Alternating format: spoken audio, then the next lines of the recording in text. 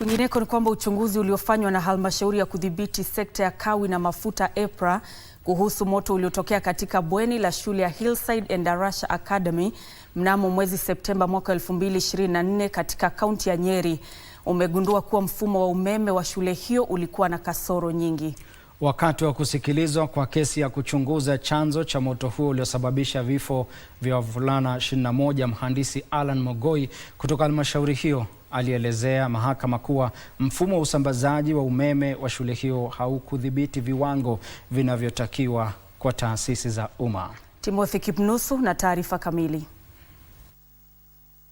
Miezi 23 baada ya moto kuzuka katika shule ya Hillside Endarasha Academy kaunti ya Nyeri, chanzo cha mkasa huo bado hakijajulikana.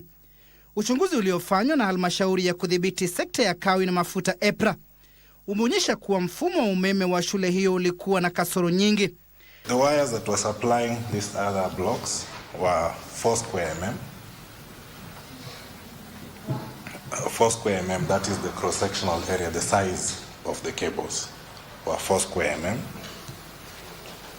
And we usually require 6 square mm when you are doing we call them sub-mains cable. Halmashauri hiyo iligundua kuwa ingawa mfumo wa awali wa umeme uliwekwa na fundi mwenye leseni, nyaya za umeme zilizoongezwa baadaye kwenye majengo mapya ziliwekwa kinyume cha sheria.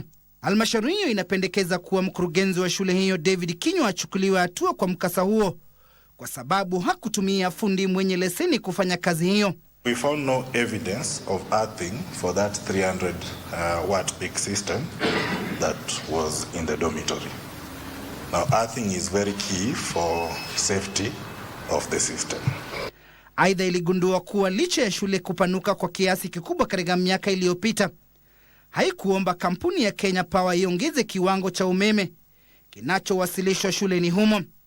Mhandisi Mogoi aliongeza kuwa kutoongeza uwezo wa mfumo wa umeme licha ya matumizi kuongezeka kulizidisha mzigo kwa mfumo wa awali mkubwa, jambo lililoongeza hatari ya kutokea kwa hitilafu ya umeme. In the dormitories, the electrical loads there were 2 LED tubes and 2 LED lights used for the DC system.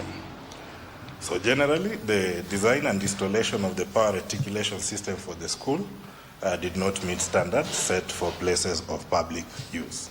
Hapo jana mahakama pia ilisikiza ushahidi wa mashahidi 4 akiwemo mchambuzi wa mahabara ya serikali ambaye alidhibitisha kuwa miili yote ya waathiriwa 21 ilitambuliwa kupitia vipimo vya msimbojeni.